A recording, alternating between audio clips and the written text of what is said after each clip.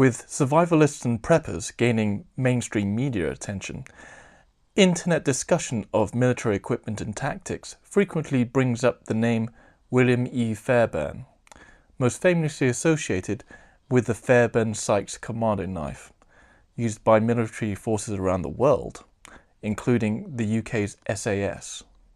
Widely regarded as one of the foremost innovators in modern close-quarters combat, he was famously described as a man with an honest dislike for anything that smacked of decency in fighting.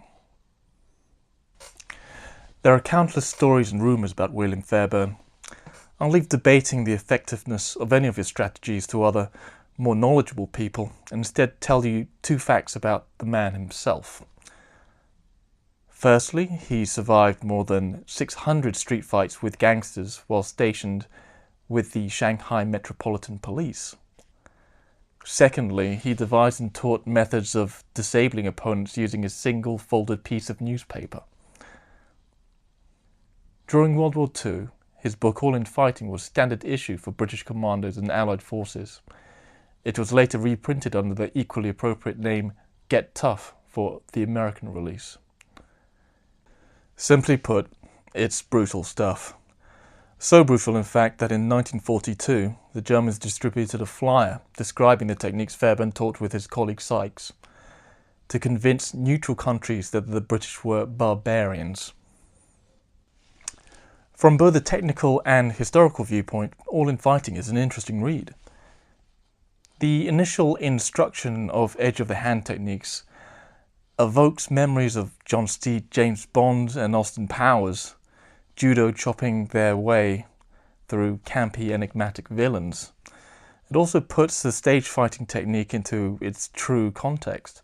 Allied commandos really were taught this attack, and it is literally on the first page of the book. The next page features an illustration of a commando clawing a Nazi officer's eyes, and in fact, every opponent in the book is illustrated as wearing a Third Reich uniform. Instructions are clear-cut and no-nonsense throughout.